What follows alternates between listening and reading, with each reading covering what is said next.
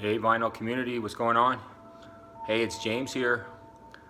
Honored to be back for another edition of the Blue Note 4000 project.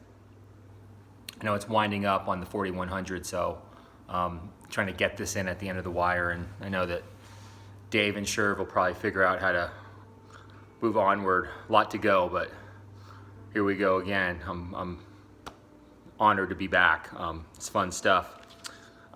Today we'll talk about Bobby Hutcherson Dialogue. This is number 4198 in the series. This came out in I think April of 1965. This was his official first release on Blue Note, although the kicker was his actual first recording. That didn't come out until later. But I was thinking about it because it's interesting how a lot of artists, especially in jazz, they'll start out in the tradition, and as time goes on, they'll get more advanced. And this is subjective, this is my take on it, but I kind of feel like Dialogue it was his most sort of avant-garde or advanced record in that whole run that he had on Blue Note. And all these records, and I don't have all of them, but like Cirrus, Total Eclipse, Spiral, Patterns, Components, Oblique, and Happenings.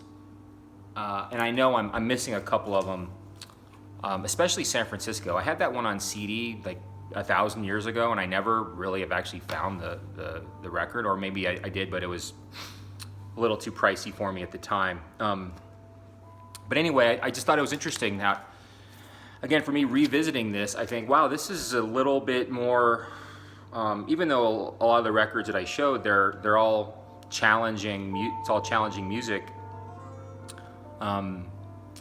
This one seems a little bit more challenging, just slightly, and I thought, wow, he like right out of the gate, he just went for it. And I think maybe part of it, and this is my own interpretation, I think that he had just finished or had recently been on Eric Dolphy Out to Lunch, so maybe there was like residue from that session, that just being around that whole session, he fed off of it, and it influenced his creativity and songwriting and moving forward. But actually, now I think about it, it didn't really influence his songwriting, because on this record, it's 5 tracks, and let me get into the lineup actually first. You have Freddie Hubbard, trumpet, Sam Rivers on tenor and soprano and bass clarinet and flute, Bobby on vibes and marimba, Andrew Hill, Richard Davis, and Joe Chambers. So there was something, that influenced, I think, from Out to Lunch, perhaps. Maybe there's something there. But there's 5 tracks. 3 were written by Andrew Hill, 2 by Joe Chambers. Joe Chambers, we think about Blue Note drummers, oftentimes, Elvin Jones, Tony Williams, some of the more like known names that are on a lot of those sessions. And then there's a second tier, not to degrade them, but just folks that aren't as popular on the Blue Note sessions, or like the classic Blue Note records, where the names are very familiar to most of us, or even to folks who don't know jazz as much, but they might know Tony Williams or Elvin Jones. They might know those names. But Joe Chambers, everything that I have, he's on. There's a special quality to his drumming, I feel like, and he's actually an underrated composer as well. So yeah, great lineup, and of course it's almost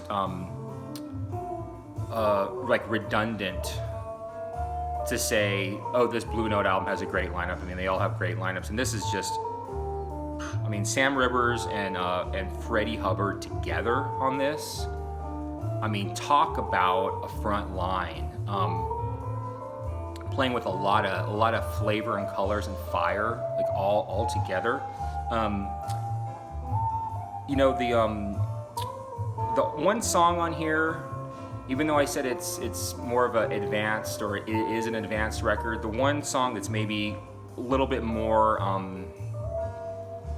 you know, straight, I don't know if they say straight ahead, but the one track that's a little bit more just sort of in the pocket is a song called Kata, C-A-T-T-A. That's the song that kicks it off, which makes sense. A lot of times, you know, Blue Note albums had that kind of lead kickoff track.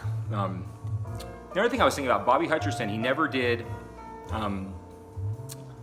you know, he never, a lot of times, especially after Sidewinder, a lot of Blue Note artists had that where they were going for the hit, whether it was Alfred Lion imposing his will or not.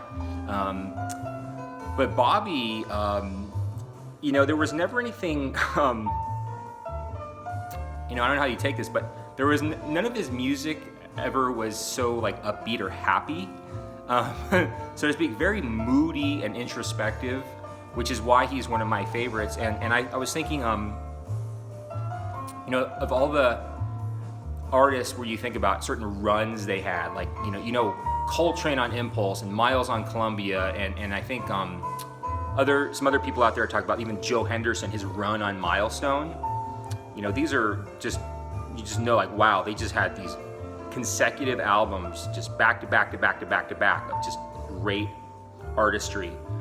And Bobby's stuff on Blue Note, some of his like later things in the early 70s maybe weren't as good, but he had a run where it was just one after another of very just artistic, moody, thoughtful music.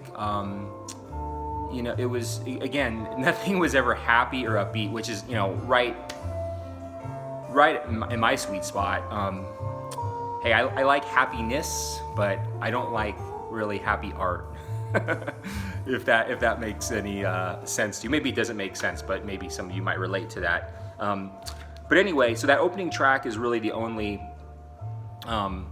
you know, in the tradition type of track there. But then it gets into second song, Idlewild, which is very slow and moody. And then Le Noir Marchand is end side 1, and Dialogue, which starts side 2. Both of those are probably songs where you almost feel like these could have been from a maybe Out to Lunch outtakes. You know, they have that vibe to them.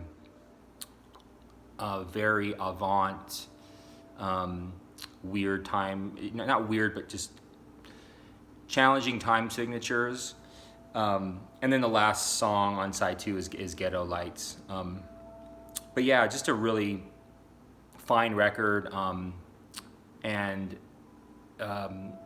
you know, for me, it was just thinking about this, how it's more,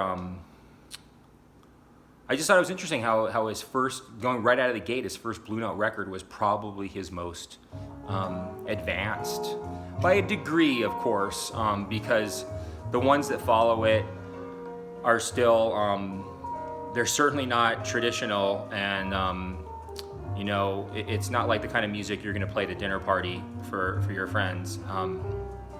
So yeah, that's Dialogue, a great one. There was something I was going to show. Now I can't remember. No, that's it. Yeah, Blue Note 4198. We're almost done with the 4100s. So yeah, thanks for watching, and just wanted to show you what I'm playing right now is totally different, because John Abercrombie.